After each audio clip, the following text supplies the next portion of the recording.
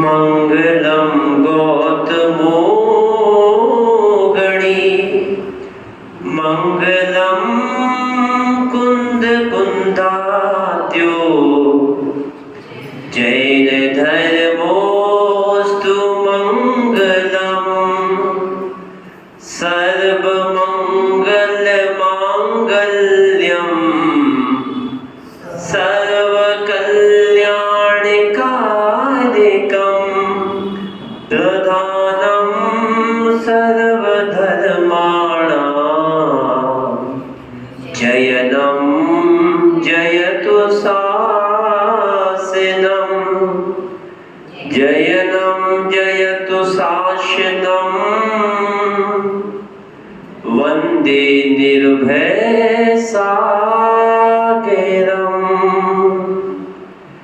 मंगलमय जीवन बने मंगल मंगल हो निर्भय वाणी सुन करके सबका मंगल हो सबका मंगल हो सबका मंगल हो। आइए ज्ञान की गंगा में डुबकी लगाएं, अपने पाप कर्म को दूर भगाएं। सकल दिगंबर जैन समाज देवबंद उत्तर प्रदेश भारत की ओर से आचार्य भगवान के चरणों में श्रीवाद नमोस्तु नमोस्तु नमोस्तु। और जो भव्य आत्माएं YouTube निर्भयवाणी चैनल के माध्यम से इसका आनंद ले रहे हैं, उन समस्त भव्य आत्माओं की ओर से गुरुदेव के चरणों में श्रीवाद नमोस्तु करते हुए आज का पहला प्रश्न लेकर के हमारे बीच में उपस्थित हो रहे हैं श्रीमान सुनील कुमार जी जैन। हमारे बीच में आए और आकर के आचार्य श्री के बाजू से वहीं से प्रश्न करें।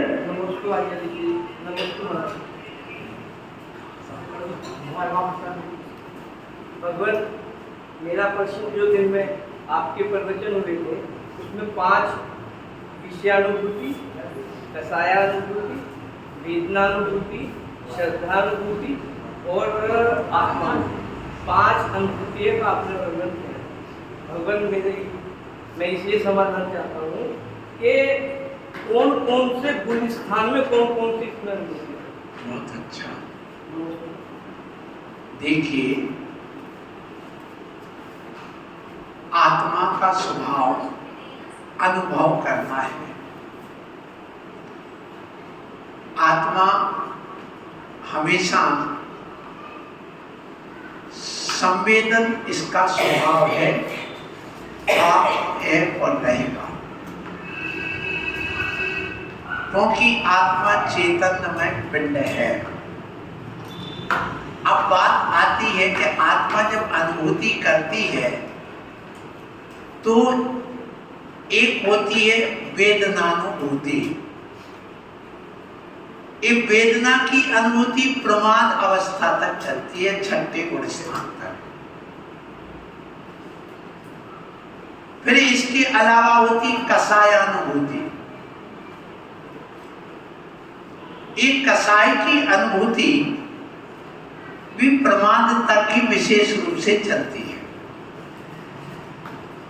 विषयानुभूति भी 6ठे गुण स्थान तक चलती, इसलिए क्योंकि वहां पर आर्त ध्यान है। आर्त ध्यान 6ठे गुण स्थान तक चलता है। रौद्र ध्यान 5म गुण स्थान तक होता है और धर्म ध्यान 4थे गुण स्थान से चालू होता है। उसके पहले आर्त और रौद्र ध्यान रहता है, धर्म ध्यान नहीं होता है। तो ये अनुभूति होती है। अब श्रद्धानुभूति 4थे गुण स्थान से 12वें गुण स्थान तक होती है। कहां तक? जब तक केवल ज्ञान की प्राप्ति नहीं हो जाएगी तब तक जो भगवान ने कहा था वैसा हम श्रद्धान करके चल रहे थे, तो जो 10 प्रकार का सम्यक दर्शन होता है जो परमावगाढ़ सम्यक दर्शन होता है कहां पर? 13वें गुण स्थान में। तो वहां तक श्रद्धानानुभूति चलेगी। आशीर्वाद। अगला प्रश्न लेकर के हमारे बीच में महाराज प्रभु वर्ष मुनि महाराज ने लिखा है दशमोत्तर मालिका में मधुरी प्रमुख जनिका गाय स्नेह। स्नेह मोह का जनक है और मोह पुरा द्वेष का जनक कहा गया है। कैसे सामने और कैसे इसका उपाय? देखिए, ये अशोक भैया हमारा व्यवहार करा रहे हैं। आशीर्वाद। आपका प्रश्न है कि अमोघ वर्ष आचार्य एक हुए अपने दिगंबर जैन आमनाय में। वे यद्यपि जैन नहीं थे, लेकिन उन्होंने जैन धर्म अपनाया और राजा बने और उन्होंने मुनि दीक्षा ली और आचार्य बना। उन्होंने एक प्रश्नोत्तर रत्नमालिका ग्रंथ लिखा है। उसमें लिखा कि इसने मोह का जनक है और मोह राग देश का जनक है। सुनना। तो अब स्नेह का क्या होता है? स्नेह का अर्थ होता है प्रेम, किसी वस्तु के प्रति अति लगाव। जब किसी वस्तु के प्रति अति लगाव होता है तो मोह पैदा होता है, और जब मोह पैदा होता है तो वहां राग देश पैदा होता है। अर्थात जब अति स्नेह होता है तो जड़ वस्तु को, पर वस्तु को भी अपना मान लिया जाता है, और जब अपना मान लेते हैं तो मोह का तो अमिथ्यात्व लेना, तो अमिथ्यात्व को पैदा करने वाला है। और जब मिथ्यात्व पैदा हो जाता है तो वहां पर राग देश भी पैदा अति होने लग जाते हैं, जो कि 10वें गुण स्थान तक चलता है राग। इसलिए कहा गया कि स्नेह मोह का जनक है। अति लगाव, अति वस्तु एक दूसरे को हत्या करने के लिए भी कारण बन जाती है। अपने स्वभाव को वह भुला देती, श्रद्धा को भुला देती, और उसके बाद वह राग देश पैदा करके कर्म को बांधने में कारण बन जाती है। तो मिथ्या जो है दर्शन मोहिनी कर्म की प्रकृति है, और राग देश चारित्र मोहिनी कर्म की प्रकृति है। तो एक चारित्र नहीं होने देती और एक सम्यक तो नहीं होने देती। स्नेह की विशेषता होती है। आशीर्वाद। अगला प्रश्न लेकर के हमारे बीच में श्रीमती रीना जैन उपस्थित हो रही हैं। आए पर आकर के आज का अपना अगला प्रश्न करें। श्रीमती रीना जैन, चलिए।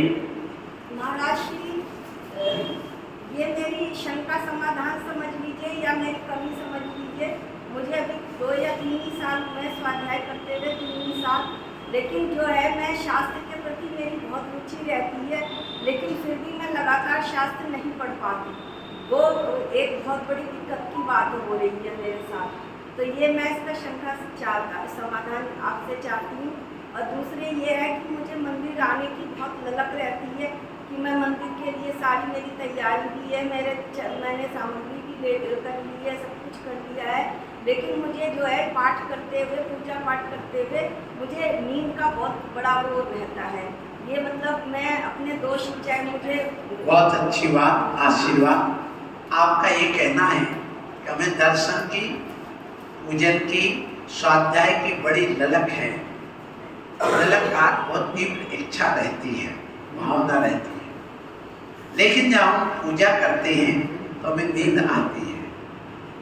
नींद ज़्यादा उसको आती जिसकी शुगर बढ़ गई हो। आप मीठा खाना कम करिए।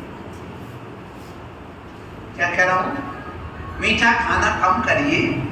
जब कार्बोहाइड्रेट की मात्रा शरीर में ज़्यादा पहुँच जाती है तो नींद ज़्यादा आने लगती है। दूसरा, नींद उसको आती है जिसको मेलाटोनिन नाम का रसायन ज्यादा बनता है, और मेलाटोनिन नाम जो रसायन होता है वो चावल में, केले में ज्यादा बनता है, इसलिए उससे भी बचना चाहिए। ये सब शुगर की चीजें हो गई। इसलिए एक तो आपको ये करना पड़ेगा। दूसरा, जब आप पढ़ने बैठते, पूजा करने बैठते हैं, तो अकेले शब्द नहीं, शब्द से अर्थ की ओर जाइए। कि जैसे मैंने पढ़ा, अष्टम वसुधा पाने को कर में ये 8 द्रव्य लिए।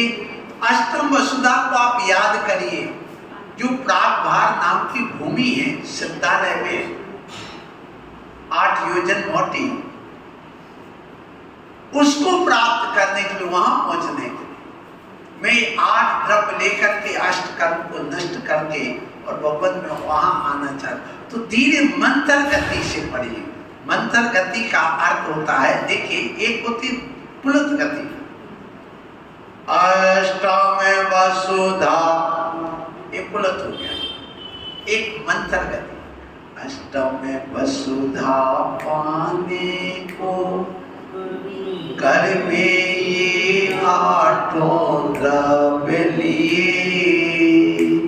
अब ये अपन ने खींचा है, तब तक हमारी पूरी चित्र दिमाग में बन गया कि मैंने अष्टम वसुधा को लेकर के एक किया। तो जब हम ऐसा पढ़ते हैं तो हमारी नींद गायब हो जाती है, हम उसमें तन्मय हो जाते हैं, हमारी भावनात्मक हम उससे जुड़ जाते हैं।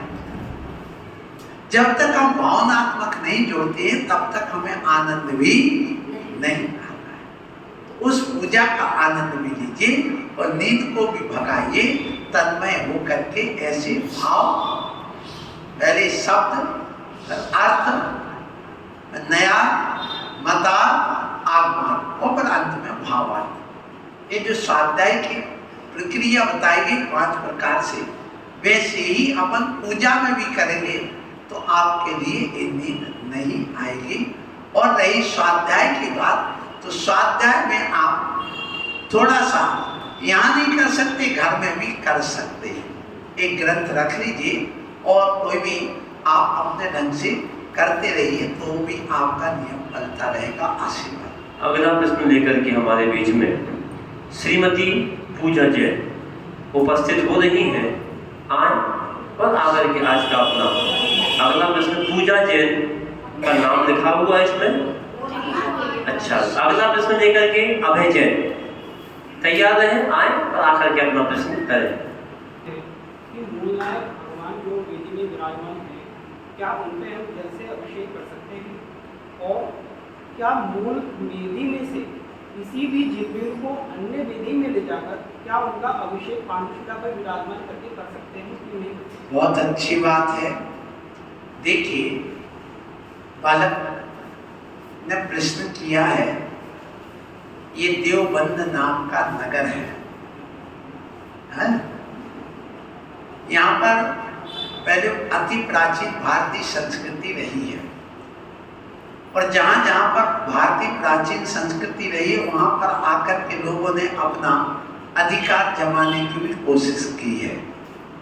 चाहे वो मथुरा हो, चाहे वह वृंदावन हो, चाहे शिखर जी हो, चाहे अयोध्या हो, कहीं पर भी आप चले जाएं, चाहे तुम्हारा ये देवबंद हो, चाहे गिरनार हो, चाहे पावागढ़ हो। इसलिए सुनिए, आपका प्रश्न है कि मूल नायक भगवान जिसमें रखे हुए हैं वेदी में, तो क्या मूल नायक का अभिषेक कर सकते हैं? हाँ, कर सकते हैं, कोई निषेध नहीं।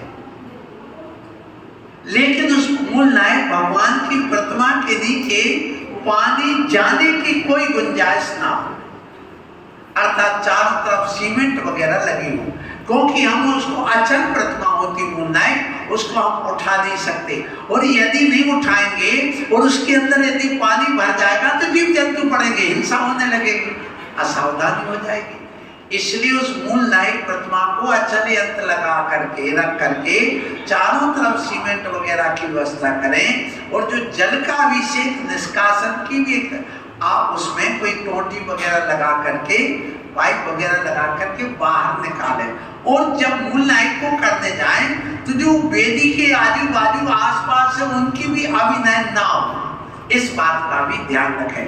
यदि मान लो 3 कटनी में अब मूल नायक को करने जाओगे तो अब वो भगवान को अपने कहीं धोती से ढक जाएंगे, कहीं हाथ लग जाएगा, तो असावधानी हो सकती है।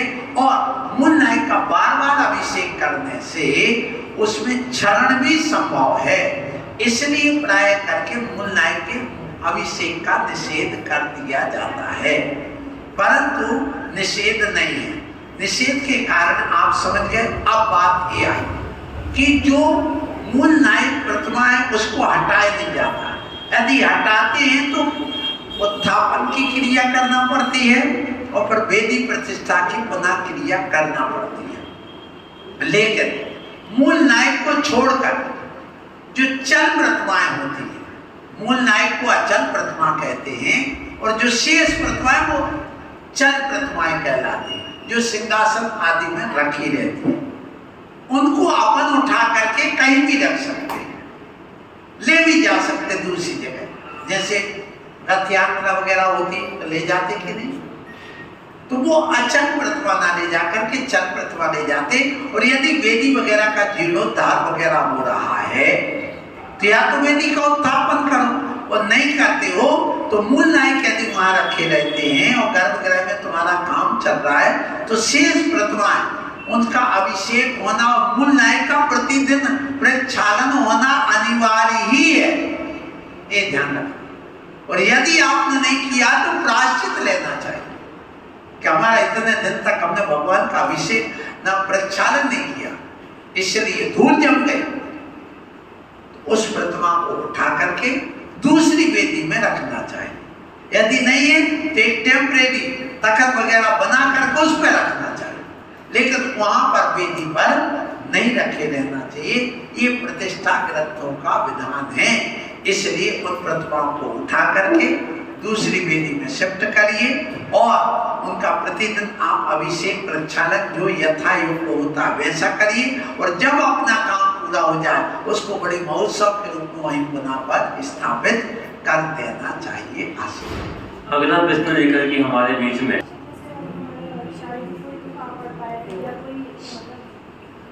हाँ बोलो। रोग आ पड़ता है हमारे ऊपर, तो हम बोल रहे थे कि हम ऋषिवर जी की यात्रा करेंगे या महावीर जी की यात्रा करेंगे, तो आप यात्रा नहीं है। बहुत अच्छी बात पूजा जैन है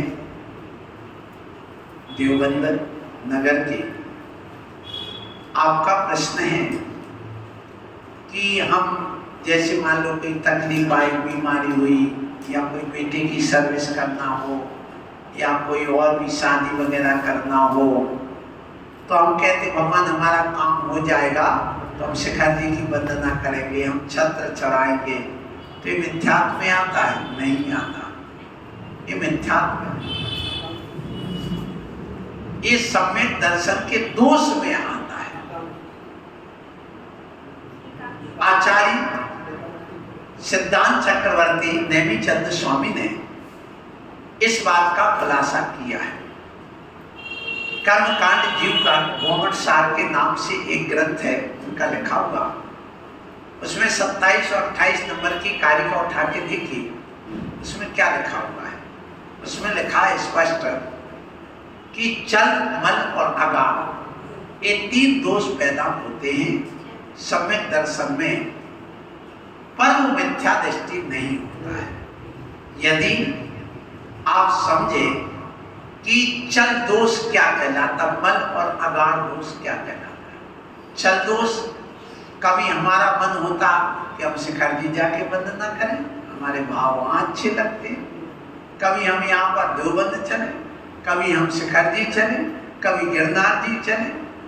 वो ज्यादा अनंत देव की पूजा कर रहे, वो देवों की पूजा करने चल दोष। फिर शांतिनाथ शांति के करता, पारसनाथ विघ्न के हरता, वो देव शास्त्र गुरु ही को पूज रहा है, भीतरा भगवान को पूज रहा, उनको छोड़ करके नहीं जा रहा है। वो कौन सा होगा? मन दोष। कौन सा होगा? मन दोष।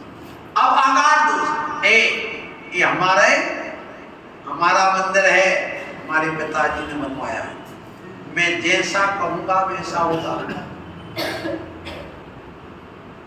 अपना नाम लिखवा दिया, अपने नाम की ट्रस्ट बनवा दिया, ये कौन सा दोष हो गया?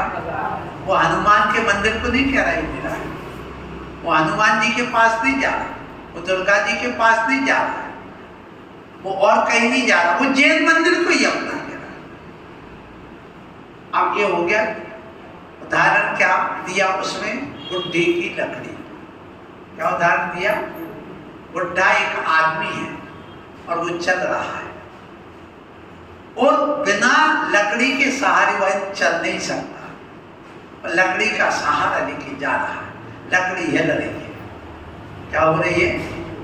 लकड़ी हिल रही है, फिर भी वो उसके सहारे वह चल रहा है, और लकड़ी छोड़ दे तो धड़ाम से गिर जाएगा, चल नहीं पाएगा। इसी प्रकार एक सम्यक दृष्टि श्रावक देवशास्त्र गुरु की लकड़ी पकड़ करके चल रहा है, उसकी आस्था डमाडोल हिल रही है, लेकिन वो लकड़ी किसकी पकड़ा है? उन्हीं पारसनाथ की।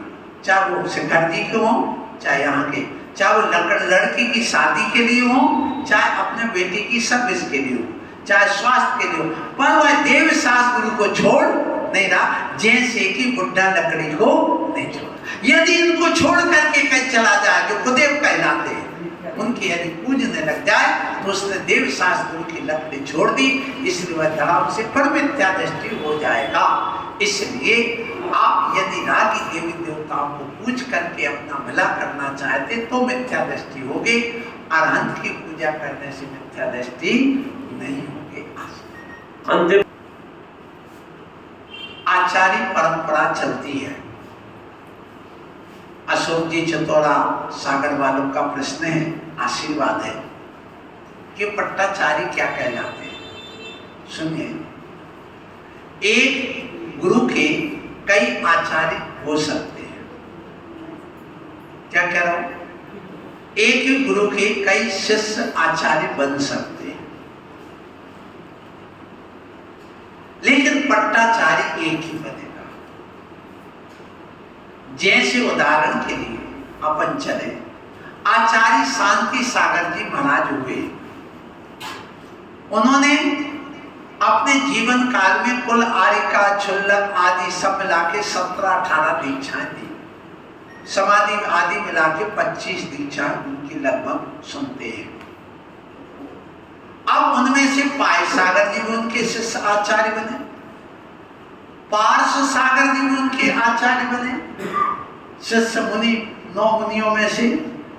लेकिन वीर सागर जी को उन्होंने अपना आचार्य पद, जिस सिंहासन पर आचार्य बैठे हैं, वे अपना पद जिसको देते हैं वो पट्टाचारी कहलाते हैं। और जो सामान्य रूप से अपना आचार्य पद ना दिया, अपना आचार्य पद त्यागा समाधि के समय, जिसको दिया वो पट्टाचारी कहलाता है। और बाकी सामान्य रूप से वो आचार्य जिनको पद दे दिया है वो आचार्य कहलाते हैं। ऐसा है आशीर्वाद। आज का कार्यक्रम यहीं पर समाप्त हो रहा है। कल फिर उपस्थित होंगे नए प्रश्नों के साथ, तीखे प्रश्नों के साथ, नए प्रश्नों के साथ। क्या रहेगा उनका प्रश्न, ये आज नहीं कल के एपिसोड में उपस्थित होंगे। तब तक के लिए आप सबकी ओर से गुरुदेव के चरणों में आशीर्वाद। नमोस्तु नमोस्तु नमोस्तु।